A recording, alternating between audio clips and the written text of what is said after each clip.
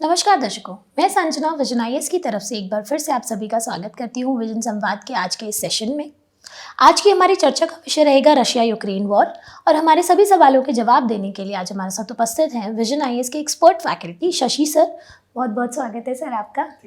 Russia Ukraine war एक ऐसा issue है जिसके बारे में हम सभी जानते हैं। ये युद्ध अभी नहीं स्टार्ट हुआ है, इसका बैकग्राउंड, इसकी भूमिका 2014 में रिवॉल्यूशन ऑफ डिग्निटी से ही चलती आ रही है, लेकिन अभी फरवरी 2022 में इसने एक व्यापक रूप ले लिया, क्योंकि रशिया भारत का एक मित्र देश है। तो भारत का इसके रिगार्डिंग क्या स्टैंड है, उस पर पूरी दुनिया की नज़र बनी हुई है। आज हम इसी विषय पर चर्चा करेंगे और समझने की कोशिश करेंगे कि ये युद्ध क्यों शुरू हुआ, क्या बैकग्राउंड था, क्या रीजंस थे और अभी हमारा क्या स्टैंड है उसको लेके। तो सर, पहला सवाल मेरा यही आता है कि ये रशिया यूक्रेन वॉर का बैकग्राउंड क्या है, उसकी एनालॉजी, उसकी क्रोनोलॉजी हमें समझाइए। जी, देखिए, जो मुख्य मुद्दा है रूस और यूक्रेन के बीच में युद्ध का, वो है कि यूक्रेन का जो नाटो है, नॉर्थ अटलांटिक ट्रीटी ऑर्गेनाइजेशन, तो उत्तरी अटलांटिक संगठन में शामिल होने की जो मंशा है यूक्रेन की, इसकी वजह से मुख्य विवाद है। और जैसा कि आप जानते हैं कि नाटो का गठन 1949 में हुआ था। सेकेंड वर्ल्ड वॉर खत्म हुआ, उसके बाद जो सोवियत रूस और जो साम्यवादी विचारधारा थी, उसको यूरोप में बढ़े ना प्रचार प्रसार को रोकने के लिए यह वस्तुतः नाटो का गठन किया गया था। तो जब सोवियत संघ था तो यूक्रेन भी सोवियत संघ का एक पार्ट था, और जैसे 1991 में सोवियत संघ का विघटन हुआ तो यूक्रेन स्वतंत्र एक राष्ट्र के रूप में अस्तित्व में आया। तो प्रारंभ में ऐसा नहीं था कि यूक्रेन नाटो में शामिल होना चाहता था, बट नाटो के साथ यूक्रेन का संबंध धीरे धीरे प्रगाढ़ हो रहा था।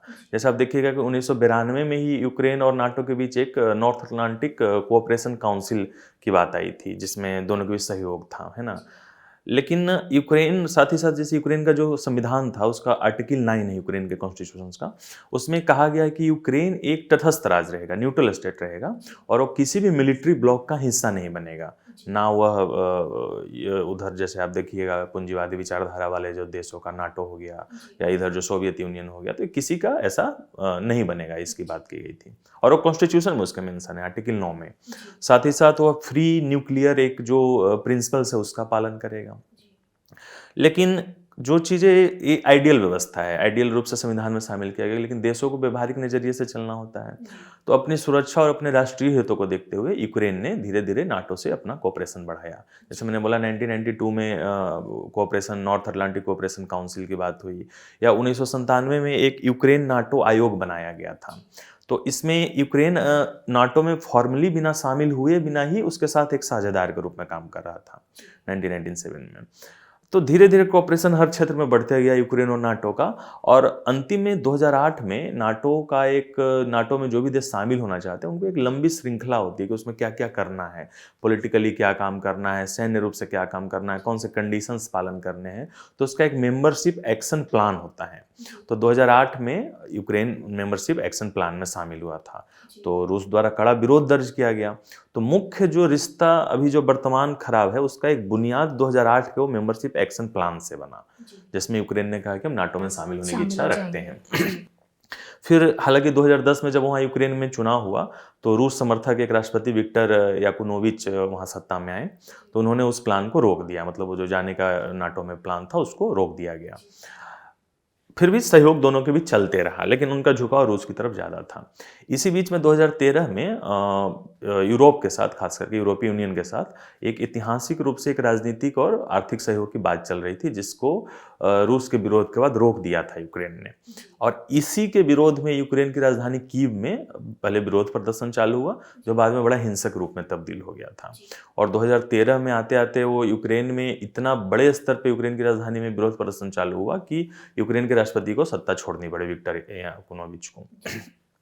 लेकिन चूंकि वो रूस समर्थक थे, रूस ने ऐसा आरोप लगाया कि पश्चिमी देशों का किया हुआ है, पश्चिमी देशों ने हमारे एक पड़ोसी देश के उसमें मुद्दों में हस्तक्षेप किया है, और हमारे नज़दीक, हमारे बॉर्डर के नज़दीक आके हमारे रूसी हितों को नुकसान पहुंचाना चाहते हैं। तो इसके प्रत्युत्तर में रूस ने क्रीमिया पे कब्जा कर लिया 2014 में, और उसका दलील ये था कि क्रीमिया में हम रूसी हितों की रक्षा करना चाहते हैं, और जो रूसी भाषी लोग हैं उनके हितों की रक्षा करना चाहते हैं। वेस्ट द्वारा, पश्चिम वर्ल्ड के द्वारा काफ़ी ज़्यादा प्रतिबंध लगाया गया रूस पे, लेकिन चूंकि कब्जा हो गया था तो अभी भी वर्तमान में क्रीमिया पे रूस का ही कब्जा है। इसी विरोध में आप देखिएगा कि G8 जो पहले हुआ करता था, जिसमें दुनिया के 8 शक्तिशाली देशों का जो G8 समूह है उसमें रूस को बाहर कर दिया गया, उसी के बाद G7 बना लिया गया। और साथ ही साथ हालांकि शांति के भी प्रयास हुए, जैसे 2015 में एक मिन्स्क एग्रीमेंट हुआ था। जी जी। बेलारूस और उसकी राजधानी मिन्स्क में एक मिन्स्क समझौता हुआ रूस और यूक्रेन के बीच, जिसमें कहा गया कि हम लोग युद्ध विराम और शांति की बात करते हैं। तो ऐसे करके प्रयास चल रहा था, लेकिन फिर नाटो में शामिल होने की जो यूक्रेन की कोशिश थी वो फिर एक बार परवान चढ़ने लग गई। 2018 में नाटो ने एक लिस्ट जारी की 3 कंट्री की जो नाटो में शामिल होने के एस्पायरिंग है, आकांक्षी हैं।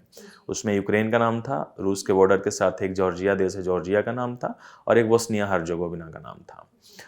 और 2019 में यूक्रेन की संसद ने इसको अपने जो संविधान संशोधन में उन्होंने रखा था, संविधान में आर्टिकल 9 में, कि हम किसी भी मिलिट्री ब्लॉक में शामिल नहीं होंगे, तो संविधान संशोधन करके इस प्रावधान को हटा दिया। इसके बाद आगे यूक्रेन की तरफ से आगे जाने का रास्ता क्लियर हो रहा था। ऐसे कोऑपरेशन बढ़ते बढ़ते 2021 में ऐसा लगने लगा कि 1-2 साल के अंदर यूक्रेन नाटो में शामिल शायद हो जाएगा।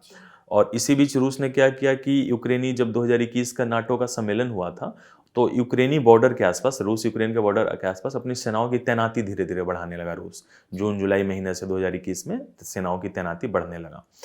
तो पश्चिम वेस्ट अमेरिका या जो भी यूरोप के कंट्रीज है उन्होंने काफ़ी विरोध किया, नाटो ने भी, और ऐसा कहा गया कि रूस सैन्य कार्रवाई को बढ़ावा दे रहा है, उकसाने वाली कार्रवाई कर रहा है।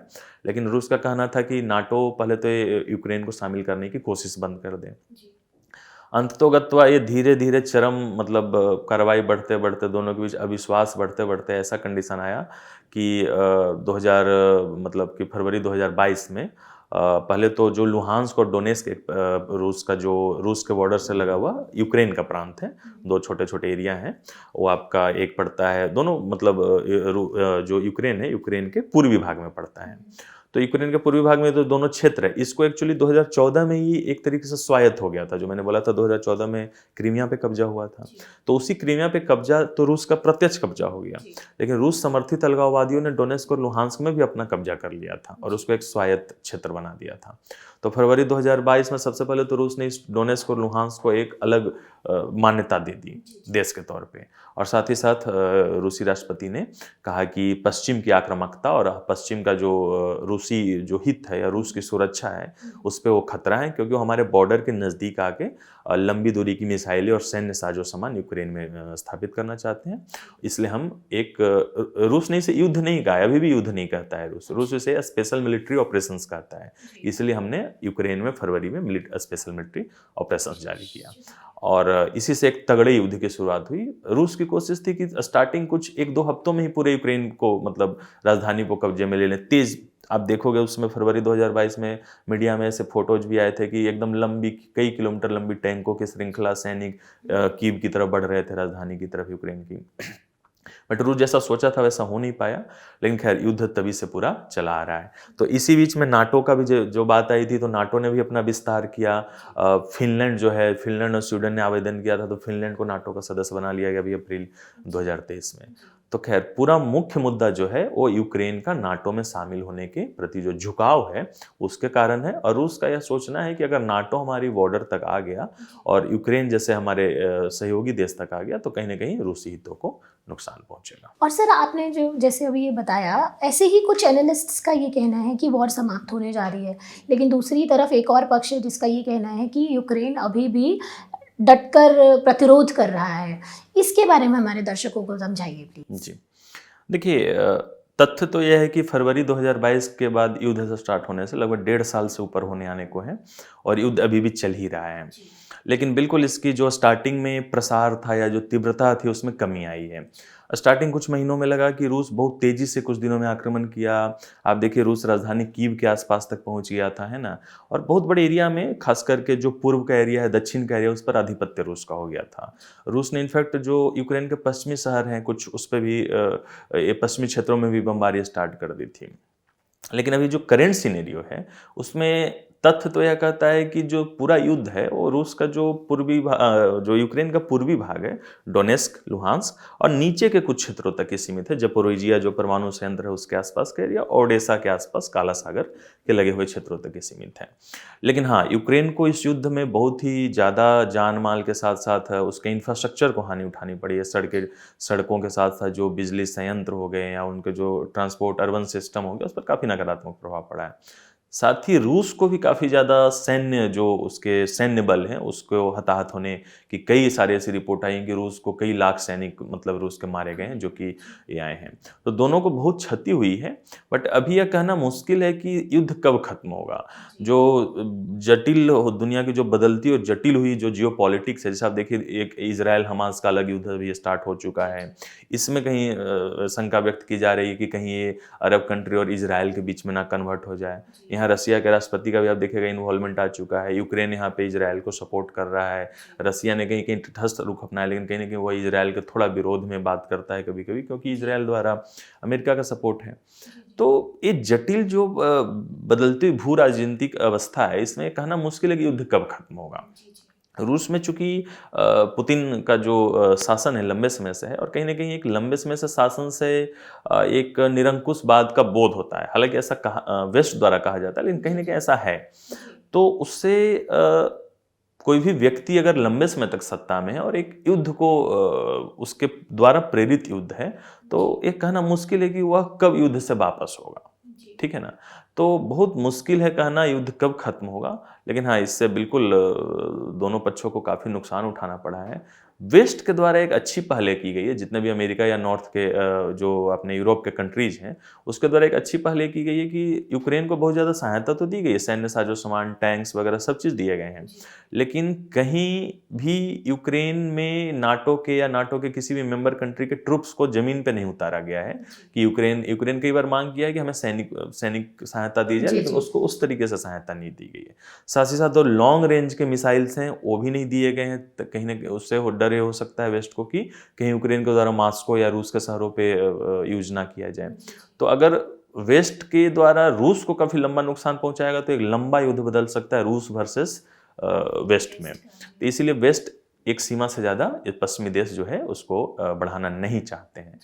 कोशिशें जारी हैं कि दोनों के बीच एक युद्ध विराम हो जाए और एक जो शांति समझौता हो जाए, लेकिन चूंकि रूस ने युद्ध स्टार्ट करने से पहले एक लाइन खींच दी थी कि नाटो में शामिल होने की जो आकांक्षा यूक्रेन की, इसी वजह से रूस युद्ध कर रहा है। और अभी भी यूक्रेन या पश्चिमी देश यह रूस को नहीं समझा पाए हैं या विश्वास दिला पाए हैं कि हम नाटो में शामिल होने की अपनी इच्छा छोड़ देंगे।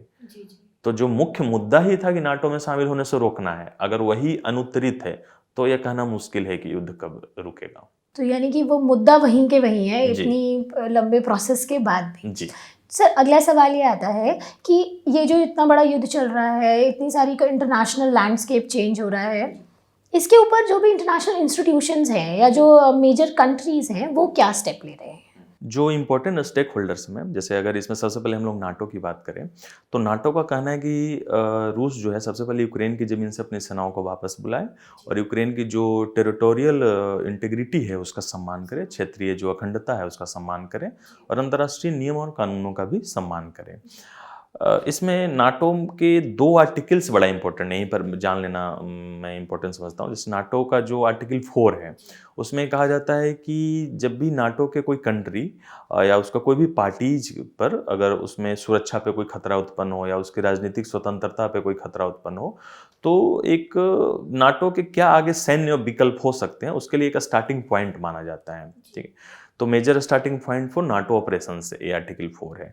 तो जब ये रूस यूक्रेन पर हमला किया था तो लिथुआनिया, लाटविया, पोलैंड जैसे देशों ने आर्टिकल 4 को लागू किया था ताकि आगे की कार्रवाई क्या हो सैन्य विकल्प उस पर विचार किया जाए। और नाटो का आर्टिकल 5 ये कहता है कि अगर नाटो के किसी देश पे हमला होगा, किसी भी देश पे, तो नाटो के सारे देशों पे हमला माना जाएगा और सारे लोग सम्मिलित रूप से उस देश के विरुद्ध युद्ध करेंगे। तो यूक्रेन इसीलिए नाटो में शामिल होना चाहता है आर्टिकल 5 के कारण। और आर्टिकल 5 पूरे 1949 में नाटो के गठन के बाद से सिर्फ एक बार लागू हुआ है, जब अमेरिका पे 9/11 का हमला हुआ था वर्ल्ड ट्रेड सेंटर पे। तो ये 2 आर्टिकल्स के दम पे ही नाटो का जो एक गठबंधन है या नाटो की जो यूनिटी है उसको महत्व दिया जाता है। तो नाटो में चूँकि यूक्रेन शामिल हुआ नहीं था तो डायरेक्टली नाटो इन्वॉल्व हो नहीं सकता है। लेकिन हाँ, नाटो का कहना है कि यूक्रेन को मतलब सम्मान किया जाना चाहिए उसकी क्षेत्रीय अखंडता को। साथ ही साथ अमेरिका या जितने भी वेस्टर्न कंट्री हैं, पश्चिमी यूरोपीय राष्ट्र हैं, उनका कहना है कि ये जो यूरोप है, यूरोप में जितने भी या खास करके पूर्वी यूरोप के जो देश हैं, उनको ये सब फ्री कंट्री हैं, सोवरिन कंट्री हैं, तो रूस उनको धमकाना बंद करे और रूस उनको उनकी सुरक्षा ज़रूरतों के अनुसार किसी भी देश या संगठन के साथ गठबंधन करने दे। जैसे यूक्रेन की सुरक्षा ज़रूरत है, अगर ये अलाउ कर रही है कि वो नाटो में शामिल हो, तो रूस को यह कोई हक नहीं है कि वह ऐसा करने से यूक्रेन को रोके। तो जो इंटरनेशनल रूल बेस्ड ऑर्डर है, लोकतंत्र है ना, स्वतंत्रता है, इसकी बात वेस्ट करता है। और साथ ही साथ वेस्ट और अमेरिका और जितने भी यूरोपीय देश हैं उन्होंने काफ़ी ज़्यादा सैन्य मदद दी है यूक्रेन को। अमेरिका और उनके समर्थन जो भी यूरोप है उसने रूस के ज़्यादातर संस्थानों पर प्रतिबंध लगा दिया था। बीच में आपने देखा था रूसी अर्थव्यवस्था के पास पैसे की कमी हो गई थी। रूसी कंपनियों और रूसी इंपॉर्टेंट उद्योगपतियों सब पर सैंक्शन लगाया गया था। और जो मिलिट्री साजो सामान की बात करें तो यूक्रेन को जितनी सहायता हो सकती थी उतनी सहायता दी गई है। इसमें जैसे टैंक्स की बात करें तो अमेरिका ने अब्राम्स टैंक्स अपने दिए हैं, ब्रिटेन ने चैलेंजर टैंक्स दिए हैं और पूरे यूरोप में सबसे इम्पोर्टेंट एक सबसे बेस्ट टैंक माना जाता है जर्मनी के लेपर्ड टैंक्स को। तो वो जो यूरोप का एरिया है उसमें लेपर्ड टैंक्स का काफ़ी अच्छा प्रभावशाली रोल है। तो लेपर्ड टैंक्स दिए गए हैं, छोटी दूरी की मिसाइल्स दिए गए हैं, क्लस्टर बम्स दिए गए हैं, लंबी दूरी की मिसाइल को या लड़ाकू जहाज़ों को छोड़ के ज़्यादातर चीज़ें यूक्रेन को दी गई हैं। चीन का इसमें स्टैंड है कि ये युद्ध के लिए नाटो और अमेरिका जिम्मेदार है, ना कि रूस जिम्मेदार है। चीन का कहना है कि नाटो की जो पूर्व की ओर की विस्तारवादी नीति है उसकी वजह से रूस को यह युद्ध करना पड़ा है। इसने रूसी हमलों की निंदा भी नहीं की है। लेकिन साथ ही साथ चीन का यह भी स्टैंड है कि किसी भी देश की क्षेत्रीय संप्रभुता का सम्मान किया जाना चाहिए, जो थोड़ा हास्यास्पद भी लगता है। चीन हमारी भारत की क्षेत्रीय अखंडता का सम्मान नहीं करता है, बट वो दूसरे जगह वर्ल्ड में बातें करता है। तो अलग अलग इंपॉर्टेंट राष्ट्रों के ये अपने अपने पक्ष हैं। वहीं रूस का इसमें स्टैंड ये है कि रूस के जो सुरक्षा हित हैं या रूस के जो अपने राष्ट्रीय हित हैं उस पर अमेरिका और पश्चिमी देशों के द्वारा प्रहार किया जा रहा है। वहाँ के राष्ट्रपति पुतिन जी का कहना है कि वेस्ट और अमेरिका अभी भी सोवियत संघ के विरुद्ध जो सेकेंड वर्ल्ड वॉर की मानसिकता है, शीत युद्ध वाली, उससे बाहर नहीं आ पाए हैं। क्योंकि आप देखिएगा कुछ हद तक ये बात सही भी है। नाटो का गठन क्यों हुआ था 1949 में कि यूरोप में सोवियत प्रसार को रोका जाए, साम्यवादी विचारधारा को रोका जाए। तो अब चूंकि सोवियत संघ रहा ही नहीं, सोवियत संघ 1991 में विघटन हो गया, तो नाटो की जरूरत क्यों है? तो रूस का सबसे इंपॉर्टेंट कहना है कि नाटो अपनी विस्तारवादी नीति रोके। और इनफैक्ट बीच में रूस के विदेश मंत्री ने प्रस्ताव भी दिया था कि अगर नाटो यह गारंटी दे, और ये जो युद्ध स्टार्ट हुआ, युद्ध स्टार्ट होने से पहले राष्ट्रपति पुतिन ने भी यह बात कही थी कि नाटो और पश्चिमी देश अगर यह गारंटी दें कि यूक्रेन या आगे कोई भी देश जो सोवियत यूनियन का पार्ट रहा है वह नाटो में शामिल अगर नहीं होगा तो हम कभी भी इधर आक्रमण नहीं करेंगे। लेकिन वेस्ट ने ऐसा कोई वादा किया नहीं, तभी ये युद्ध स्टार्ट भी हो गया था। तो ये अलग अलग देशों के अपने अपने अलग अलग कंसर्न्स हैं। तो सर, हमने मेजर की स्टेक होल्डर्स का हमने देख लिया, स्टैंड जर्मनी का पता चल गया हमें, ब्रिटेन का, चाइना का, सबका हमें पता चला। तो इसमें इंडिया का क्या स्टैंड है? इंडिया का स्टैंड हमें थोड़ा डिटेल में बताइए। देखिए, भारत जो है, भारत दुनिया का एक इम्पोर्टेंट आज के समय में एक राष्ट्र है जो कि वैश्विक पटल पर अपनी भूमिका को प्रभावी रूप से निभा रहा है। और वैश्विक पटल पर भूमिका को निभाने में भारत अपने राष्ट्रीय हितों को ज्यादा वरीयता दे रहा है। तो रूस यूक्रेन युद्ध जब स्टार्ट हुआ था तो जो पश्चिमी देश थे उन काफी ज्यादा सैंक्शन प्रतिबंध लगाए गए जब रूस पे, तो पश्चिमी देशों ने भारत पे भी दबाव दिया कि आप पश्चिमी प्रतिबंधों का पालन कीजिए और उस पर भी आप भी प्रतिबंध लगाइए, निंदा कीजिए। बट भारत ने कभी ऐसा नहीं किया। और आगे मैं बताऊंगा कि भारत का इनफैक्ट व्यापार भी रूस के साथ काफी बड़ा है। रूसी तेल का सबसे बड़ा जो खरीदार के रूप में भारत शामिल हुआ बीच में, रूसी तेल और गैस का, है ना। तो ऐसा, और साथ ही साथ जैसे आप देखोगे यूनाइटेड नेशन सिक्योरिटी काउंसिल या जनरल असेंबली में भी कई बार जब रूस के विरुद्ध वोटिंग की नौबत आई, रूस के विरुद्ध प्रस्ताव पेश किया गया, तो भारत उस प्रस्ताव से अपने आप को दूरी बना कर रखा है, कभी भी वोटिंग में भाग नहीं लिया है। तो भारत का स्टैंड ये है कि उसने रूसी हमलों की निंदा नहीं की है, लेकिन साथ ही साथ भारत ने कहा है कि यह समय युद्ध का नहीं है। भारतीय प्रधानमंत्री ने ये बात कही थी कि ये जो वर्तमान युग है वो युद्ध का नहीं है। साथ ही साथ भारत का एक ऑलवेज स्टैंड रहा है कि यूनाइटेड नेशन चार्टर का पालन किया जाना चाहिए। राष्ट्रों की जो क्षेत्रीय अखंडता, इंटीग्रिटी है, सोवरनिटी है, संप्रभुता, उसका सम्मान किया जाना चाहिए। तो और साथ साथ भारत, जैसे सबसे पहले युद्ध स्टार्ट हुआ तो भारत अपने हितों को प्राथमिकता देता है। तो रूस और यूक्रेन युद्ध में हमारे अपने राष्ट्रीय हित सबसे पहले तो ये थे कि जो यूक्रेन में हमारे फंसे हुए विद्यार्थी और जो हमारा इंडियन डायस्पोरा था उसको बाहर निकाला जाए। तो इस कठिन समय में भारत ने सबसे पहले अपने नागरिकों को वहां से युद्धग्रस्त यूक्रेन से बाहर निकाला था। मानवीय कॉरिडोर बनाने पर सहमति हुई थी। फिर उसके बाद जब धीरे धीरे युद्ध बढ़ने लगा तो रूस पर प्रतिबंध की बात आई। भारत ने इनफैक्ट उसको कई बार, भारतीय विदेश मंत्री की इसमें काफी मुखर रहे हैं एस जयशंकर जी, उन्होंने कई बार कहा है कि यह युद्ध जो है वो वेस्ट का युद्ध है, यूरोप का युद्ध है। तो यूरोप के युद्ध को पूरी दुनिया का युद्ध ना बनाया जाए। यह यूरोप की समस्या है और यूरोप को इससे निपटना है। भारत अपने राष्ट्रीय हित और अपने राष्ट्रीय चिंताओं और जरूरतों के हिसाब से निर्णय लेगा। तो भारत ने, चूंकि अब सस्ता तेल मिल रहा था, तो भारत ने सस्ते तेल की आपूर्ति ली रूस से और सबसे बड़े खरीदार के रूप में उभरा। भारतीय तेल रिजर्व सस्ते तेल से भरे गए, तेल और गैस से। बट चूंकि देखिए युद्ध का इम्पैक्ट ग्लोबल स्तर पर बड़े स्तर पे होता है। जैसे रूस ने काला सागर के क्षेत्रों में अपना आधिपत्य जमा लिया था। आप काला सागर अनाज समझौता भी आपने सुना होगा, फिर वो डील भी रद्द हो गई। तो जो पूरा एरिया है उसमें अनाज, फर्टिलाइजर्स का काफी बड़ा क्षेत्र रहा है, उत्पादन क्षेत्र रहा है। तो दुनिया में जो अनाजों के दाम में वृद्धि हुई, फर्टिलाइजर्स के दाम में वृद्धि हुई, तेल और गैस के दामों में वैश्विक तौर पर वृद्धि हुई थी। तो इन सबसे भारत में भी महंगाई आई। तो अगर किसी एक देश में महंगाई बढ़ती है तो उस देश की सरकार को जनता के विरोध का डर लगता है। तो वैश्विक तौर पे अगर महंगाई बढ़ेगी तो भारत में भी सरकार विरोधी एक जनता की भावना बढ़ेगी। तो भारत युद्ध का कभी समर्थन ना तो आर्थिक रूप से करता है, ना राजनीतिक रूप से कभी युद्ध का समर्थन किया है, लेकिन अपने राष्ट्रीय हितों के अनुरूप हमने रूस की निंदा भी नहीं की है। तो इस तरीके से भारत का एक पूरा स्टैंड रहा है। ये तो बात रही है भारत के रुख की। इस ऐसे मामलों में जब भी भारत का स्टैंड होता है वो हमेशा सस्टेनेबल सोल्यूशन की तरफ रहता है, जो कि हम हमेशा इंटरनेशनल प्रिंसिपल्स और नॉर्म्स को फॉलो करते हुए निकालते हैं। तो यहाँ सोल्यूशन निकालने में या इस पूरा प्रॉब्लम को लेके भारत के कंसर्न्स क्या हैं, पहले उन कंसर्न्स के बारे में हमें बताइए। देखिए, भारत के लिए बहुत सारे कंसर्न्स हैं। सबसे पहले आप देखिए कि युद्ध की वजह से जो हमारा फूड जो एरिया जो था, रूस यूक्रेन का ब्रेड बास्केट कहा जाता है, तो फूड के संकट हुआ, उसमें गेहूं की कीमतें बढ़ी। फिर रूस बेलारूस का एरिया फर्टिलाइजर के उत्पादन में काफ़ी मायने रखता है, तो उर्वरकों की कीमतों में बढ़ोतरी हुई। साथ ही साथ तेल और गैस की जो आपूर्ति श्रृंखला है वो बाधित हुई, तो उसके दामों में बढ़ोतरी हुई। तो भारत का एक कंसर्न है कि ग्लोबल फूड, फर्टिलाइजर या जो एनर्जी सिक्योरिटी है उसको लेकर महंगाई बढ़ रही है अर्थव्यवस्था में।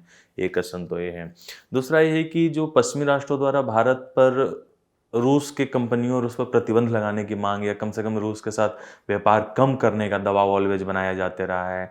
कई सारे पश्चिमी यूरोपीय राष्ट्रों ने आरोप भी लगाया कि भारत यूक्रेनी जानों की कीमत पर सस्ता तेल खरीद रहा है, ऐसे आरोप लगाया जाता रहा है और भारत ने इसका कड़ा खंडन भी कई बार किया है। फिर देखिएगा कि चूंकि ये जैसे युद्ध स्टार्ट हुआ, तो कोई भी युद्ध स्टार्ट होता है तो नए नए गठबंधनों का पुनर्निर्माण होता है। जो भी अलायंसेज हैं वो नए नए तरीके से परिभाषित होते हैं। एक समय भारत रूस का क्लोज साझेदार और हमारा रूस के प्रति भारत के लोगों के मन में एक भावनात्मक लगाव भी रहा है कि रूस ने हमारी ऑलवेज सहायता की है। लेकिन वर्तमान में अब जब सस्ता तेल मिल रहा था तो भारत ने खूब सारे तेल की आपूर्ति खरीदी और उसका भुगतान भारतीय रुपयों में किया गया। और रूसी जो बैंक हैं उनके पास भारतीय रुपयों का भंडार जब इकट्ठा हो गया तो उस भंडार को रूस कहाँ यूज करें। तो अल्टीमेटली फिर ये बात हुई कि ठीक है, रुपयों में पेमेंट ना लेकर हम लोग तीसरे पर, जैसे उसका चीन पे ज़्यादा जोर है रूस का, कि चीनी मुद्रा युआन में लिया जाए पेमेंट। भारत ऐसा बिल्कुल भी नहीं चाहेगा कि चीनी मुद्रा को अपने राष्ट्रीय हितों के अनुसार उसको मतलब बढ़ोतरी दे या उसको समर्थन प्रदान करे। तो जो वैश्विक पुनर्गठनों का निर्माण, जो गठबंधन है उनका एक पुनर्परिभाषा हो सकता है। अब रूस और चीन के बीच नजदीकी बढ़ेगी तो कहेंगे कि भारत और रूस के जो रिश्ते हैं उतने गर्मजोशी से भरे नहीं रह पाएंगे। इस बीच में आप देखिएगा कि रूस और पाकिस्तान के बीच भी संबंधों में बढ़ोतरी हुई है। तो अगर रूस चीन और पाकिस्तान के संबंधों को ज़्यादा अहमियत देने लगेगा तो भारत के साथ उसके संबंधों पर प्रतिकूल प्रभाव पड़ेगा। तो इस युद्ध से भारत के लिए भी कंसर्न है। साथ ही आप देखिएगा कि जो चीन के साथ संबंध है उसको भी पुनर्परिभाषित करने की आवश्यकता होगी, क्योंकि इस युद्ध में चीन ने जैसे निंदा तो की ही नहीं है, साथ ही साथ चीन और रूस के बीच सहयोग बढ़ा है। रूसी राष्ट्रपति 2 बार चीन की यात्रा कर चुके हैं युद्ध के बाद से।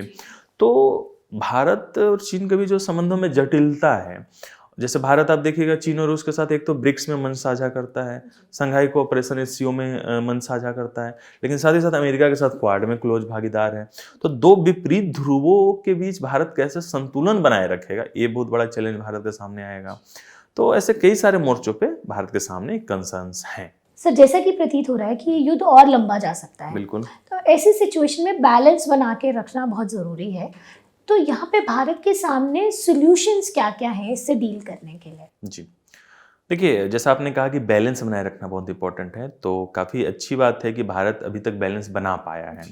तो विदेश मंत्री का यह कहना है कि भारत राष्ट्रीय हित के हिसाब से अपना निर्णय लेगा, और भारत का राष्ट्रीय हित यह कहता है कि कभी भी जो क्षेत्रीय संप्रभुता और अखंडता है उसका उल्लंघन नहीं किया जाना चाहिए।